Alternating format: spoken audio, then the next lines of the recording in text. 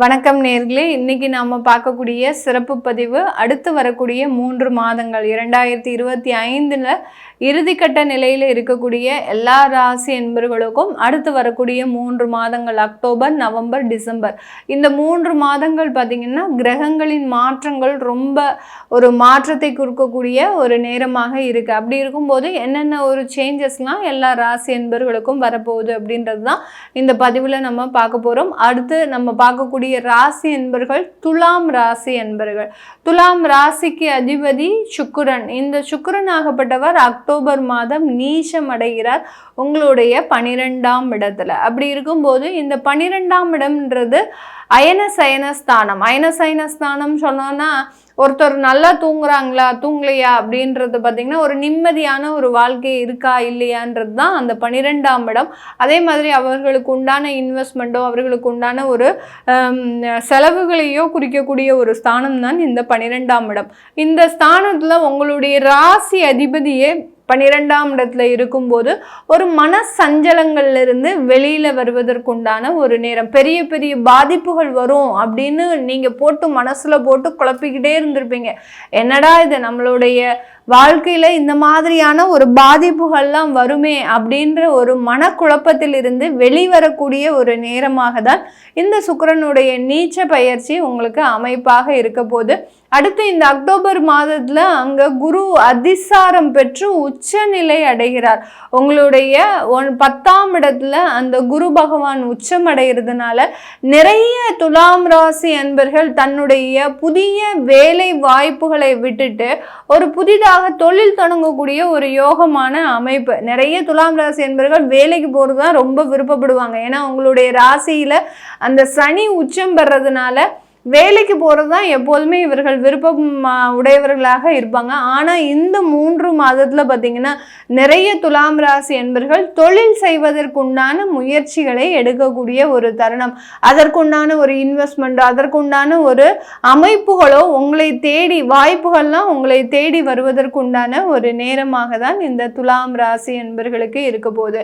ஒரு காற்று ராசியான இந்த துலாம் ராசி அன்பர்கள் எப்போதுமே பார்த்திங்கன்னா நிறைய விஷயத்துல ஒரு பெரிய அளவுக்கு மனக்குழப்பங்களை வச்சுக்கவே மாட்டாங்க. ஏன்னா நிறைய பேருக்கு தன்னுடைய வாழ்க்கையில் அப்ஸ் அண்ட் டவுன்ஸ் இருந்தால் கூட அதை போட்டு ரொம்ப வருத்திக்கிட்டே இருப்பாங்க. ஐயோ நமக்கு இந்த மாதிரி நடந்துருச்சு, நமக்கு இந்த மாதிரி ஆகிப்போச்சு அப்படின்னு ஒரு அந்த நெகட்டிவாக நினச்சி துன்பப்பட்டுக்கிட்டே இருப்பாங்க.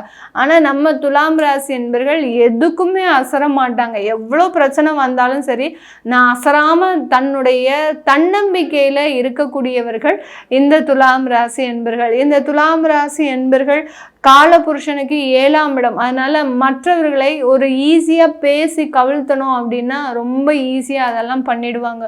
ஒரு கம்யூனிகேஷன் அப்படின்றது இவர்களுக்கு அதிகமாக இருக்கக்கூடிய ஒரு தருணமாக தான் இருக்கும். அதனால இந்த துலாம் ராசியில் இருக்கக்கூடியவர்கள் இந்த 3 மாதத்தில் நல்ல வளர்ச்சி உங்களுடைய வேலையிலையும் சரி உங்களுடைய தொழிலையும் நல்ல வளர்ச்சியை சந்திக்கக்கூடிய ஒரு நேரமாக தான் இருக்க போது. உங்களுடைய ராசியில் சூரியன் நீச்சம் அடைகிறார். இந்த காலகட்டத்திலையும் அக்டோபர் பிற்பகுதியிலிருந்து நவம்பர் முற்பகுதி வரைக்கும் அந்த சூரியன் நீச்சம் அடைகிறதுனால கொஞ்சம் உங்களுக்கு தொழிலில் இருந்து வரக்கூடிய அந்த லாபங்கள் கடன்களை அடைப்பதற்குண்டான ஒரு நேரமாகவும் இல்லை, நான் முதல்ல சொன்ன மாதிரி ஒரு புதுசாக ஒரு ஏதாவது ஒரு முயற்சிகளை பண்ணுவோம், அந்த தொழிலிருந்து நல்ல வருமானம் சம்பாதிக்கலாம் அப்படின்னு அந்த மாதிரியான புது முயற்சிகளை செய்வதற்கும் அந்த வருமானங்கள் செயல்படுவதற்குண்டான ஒரு நேரமாக இருக்க போகுது. இந்த காலகட்டம் இந்த துலாம் ராசி என்பர்களுக்கு 6ஆம் இடத்துல அந்த சனி வக்ர நிவர்த்தி அடைகிறார். நவம்பர் மாதம் வக்ர நிவர்த்தி அடைகிறதுனால பெரும்பாலான கடன் சுமைகள் இந்த காலகட்டம் முழுமையாக குறைய போகுது. இந்த 2025ல் நீங்கள் வச்ச டார்கெட் பார்த்தீங்கன்னா உங்களுடைய கடனுடைய அளவில் அட்லீஸ்ட் ஒரு பாதியாவது நீங்கள் குறைக்கணும்னு நினச்சிருந்துருப்பீங்க. அந்த பாதியையும் முழுமையாக குறைக்கக்கூடிய ஒரு தருணமாக தான் இந்த துலாம் ராசி என்பவர்களுக்கு இந்த 2025ல் கடன் சுமை முழுமையாக குறையக்கூடிய ஒரு தருணமாக இருக்கும். நிறைய துலாம் ராசி என்பவர்களினுடைய கேள்வி என்னவா இருக்கும் இந்த காலகட்டத்தில் இந்த 3 மாதத்தில் பார்த்தீங்கன்னா மருத்துவ வியாதிகள்னு சொல்லக்கூடிய மருத்துவ செலவுகள் எங்களுக்கு அதிகரிச்சுக்கிட்டே இருக்கு. இந்த வருடம் தொடங்குனதுல இருந்தே பார்த்தீங்கன்னா எங்களுக்கு தேவையில்லாத உடல் உபாதைகள் நிறைய வந்துக்கிட்டே இருக்கு. இதெல்லாமே குறையுமா அப்படின்னு கேட்டிங்கன்னா கண்டிப்பாக இந்த 3 மாதத்துல கண்டிப்பாக இந்த உடல் உபாதைகள், தேவையில்லாத மருத்துவ செலவுகள் இது எல்லாமே குறைய ஆரம்பிக்கக்கூடிய ஒரு தருணமாக தான் இருக்கும். இருந்தாலும் அந்த மருத்துவ வியாதிகளில் நீங்கள் உடனுக்குடன் நல்ல ட்ரீட்மெண்ட் எடுத்துக்கிறது நல்ல ஒரு அமைப்பை கொடுக்கும். ஏன்னா 6ஆம் இடத்துல சனி இருக்கிறாரு அப்படின்ற பட்சத்தில் உங்களுக்கு சின்ன சின்ன ஒரு வியாதிகள் வந்தால் கூட அது ரொம்ப ஸ்லோவாக தான் சரியாகும். நீங்கள் நினச்ச உடனே ஒரு ஃபீவரோ இல்லை ஒரு வயிற்று வலியோ வந்தது அப்படின்னா கிட்டத்தட்ட ஒரு 10-15 நாட்கள் அது இருந்து உங்களைய பாடாப்படுத்திட்டு உங்களுடைய மனநிலையை குழப்பிட்டு தான் போகும். அந்த மாதிரியாக தான் இருக்கும். அதனால் ரொம்ப பதட்டப்படாதீங்க. ஏதோ ஒரு விஷயங்கள் உங்களுக்கு உடல் தொந்தரவுகள் இருக்குது அப்படின்னா அது நிதானமாக செயல்படக்கூடிய ஒரு நேரமாக தான் இருக்க போகுது. இந்த 3 மாதத்துல சில மருத்துவ நிவாரணங்கள், நிவர்த்திகள், நல்ல மருத்துவ ஆலோசனை இதெல்லாமே கிடைக்கிறதுக்கு உண்டான ஒரு நேரமாக தான் இருக்க போகுது.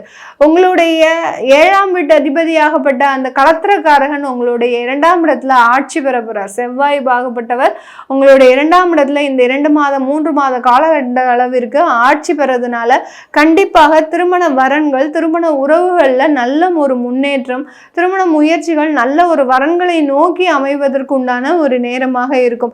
இது நாள் வரைக்கும் வந்த வரன்கள் எல்லாமே உங்களுக்கு ஒரு திருப்திகரமாக இருந்திருக்காது. இவங்களால நம்மளுக்கு ஏதாவது ஒரு ஆபத்து வந்துருமோ அப்படின்ற அதே நீங்க நினைச்சு ரிஜெக்ட் பண்ணிக்கிட்டே இருந்திருப்பீங்க. இப்போ அதுல இருந்தெல்லாம் நிவாரணம் அடையக்கூடிய ஒரு சூழ்நிலை, நிவர்த்தி அடையக்கூடிய ஒரு நேரம், அடுத்து உங்களுக்குன்னு ஒரு குடும்பம் அமைந்து அந்த குடும்பத்தை நல்ல மகிழ்ச்சியாக நடத்தக்கூடிய ஒரு தருணமாக தான் இந்த 3 மாதங்கள் இந்த துலாம் ராசி என்பவர்களுக்கு மிகவும் ஒரு அருமை வாய்ந்த ஒரு மாதங்களாக இருக்கும். இந்த டிசம்பர் மாதத்துல எண்டில் பார்த்தீங்கன்னா குரு அதிசாரம் அடைந்த குரு பார்த்தீங்கன்னா உங்களுக்கு அங்கே திரும்பியும் பேக் டு ஃபார்ம் அப்படின்னு சொல்லக்கூடிய அளவிற்கு உங்களுடைய 9ஆம் இடத்துல பயிற்சியாகி போயிடுவார். அதனால கொஞ்சம் தொழில் முயற்சிகள்லாம் பண்ணிங்கன்னா கொஞ்சம் விடாமல் முயற்சி பண்ணுங்க. கண்டிப்பாக அது சாதகமான ஒரு சூழ்நிலையை அடையக்கூடிய ஒரு நேரமாக இருக்கும். வெளியூர் வெளிநாட்டில் இருக்கக்கூடிய இந்த துலாம் ராசி என்பவர்களுக்கு இந்த காலகட்டம் நல்ல ஒரு திருமண உறவு முறைகளில் நல்ல ஒரு மேன்மை அடையக்கூடிய ஒரு நேரம். உங்களுக்கு ஏற்கனவே கருத்து வேறுபாடுகள் இருக்கு, விவாகரத்து வரைக்கும் போயிடுச்சு அப்படின்னா அந்த விவாகரத்து வழக்குகள் எல்லாமே ரத்தாகக்கூடிய ஒரு சூழ்நிலை. கடைசி அந்த கடைசி கட்ட கவுன்சிலிங்கில் மீண்டும் மனமாற்றம் அடையிறதுக்கு உண்டான ஒரு நேரமாக தான் இந்த துலாம் ராசி என்பவர்களுக்கு இருக்கும். அதனால் ரொம்ப பெரிய அளவுக்கு பதட்டப்பட வேண்டாம் துலாம் ராசி என்பவர்கள். இந்த 2025 உங்களுக்கு ஒரு சாதகமான ஒரு ஆண்டாக தான் இருக்க போது.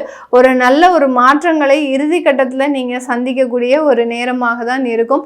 இந்த காலகட்டம் நீங்கள் செய்ய வேண்டிய தெய்வ வழிபாடு அப்படின்னு பார்க்கும்போது இந்த காலகட்டத்தில் நீங்கள் நிறைய சனீஸ்வர பகவானை, அதாவது திருநள்ளாருக்கு எப்பெல்லாம் டைம் கிடைக்குதோ போயிட்டு வாங்க. ஏன் மேடம் 6ஆம் இடத்துல சனி பகவான் இருக்கிறதுனால நாங்கள் அப்படி போகணுமான்னு, சனீஸ்வர பகவான் 7.5 சனி இருக்கிறதுனாலையும் அஷ்டம சனி இருக்கிறதுனாலையும் மட்டும் போக வேண்டாம்.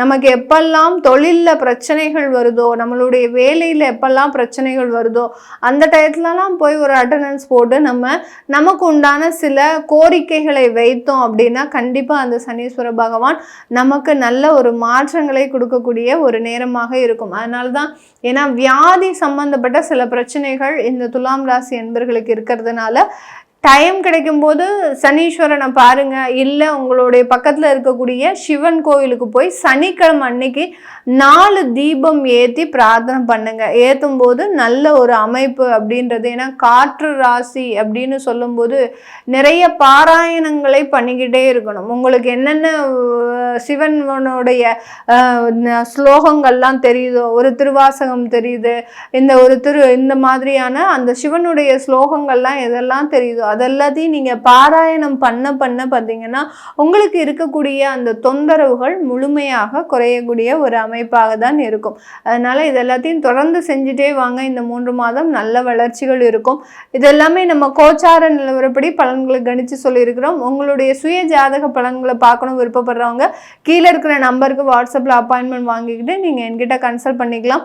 உங்களுடைய குழந்தைகளுக்கு ஜாதகம் எழுதணும், நியூமராலஜி படி பெயர் வைக்கணும்னு நினைக்கிறவங்களும் நம்பருக்கு வாட்ஸ்அப் பண்ணி நீங்கள் நீங்கள் மெசேஜ் அனுப்புனீங்கன்னா தெரிய வரும்.